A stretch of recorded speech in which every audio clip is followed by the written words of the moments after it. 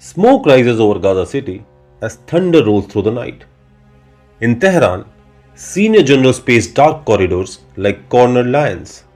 The Middle East is rocking, but no one knows where the aftershocks will land. By 2026, despite years of diplomacy, emergency summits, and fragile truces, the Middle East looks more unstable than ever. In Gaza, a ceasefire brokered by Trump administration halted the worst of fighting, but it did not bring peace. The territory is now effectively partitioned.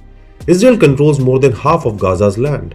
Roughly 2.2 million Palestinians remain trapped inside the enclave. Over 70% of the population has been displaced at least once. Reconstruction is stalled. Power grids function, but only intermittently. Clean water is scarce. And Hamas, battered but still armed, refuses to surrender or disband. One senior diplomat admits, everybody wants this conflict over, but nobody knows how to make it work. Whole districts no longer exist.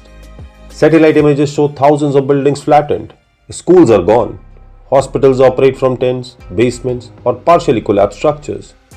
The United Nations estimates tens of thousands of civilians have been killed or injured since the war began. Israeli forces oversee tightly controlled security zones, while the Palestinian leaders argue over who governs what remains. And hanging over everything is a single unresolved question. Will Hamas disarm? Or is this only an intermission before the next war? Far to the north, another crisis is quietly building. Iran. Sanctions have crippled its economy. Inflation hovers in the double digits. The national currency has lost most of its value compared to a decade ago. Youth unemployment is widespread. Protests flare and are crushed. Experts describe it bluntly. Iran's economy is cratering. At the same time, severe drought is devastating farmland. Reservoirs are shrinking. Major rivers are drying. Some Iranian officials privately warn that parts of the country, including areas near Tehran, could become unlivable if water shortages get worse. Meanwhile, Iran's supreme leader is old, frail, and rarely seen in public. The question of succession hangs over the regime. Who takes power next? And how hardline will they be?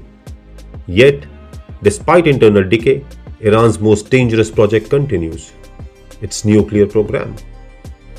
The International Atomic Energy Agency reports that Iran is enriching uranium up to around 60% purity, far beyond civilian needs and close to weapons grade. Iran now possesses enough enriched material that, if further processed, could potentially produce multiple nuclear weapons. Israeli leaders issue increasingly explicit warnings. A nuclear-armed Iran, they say, is unacceptable. Iran funds and arms militant groups across the Middle East.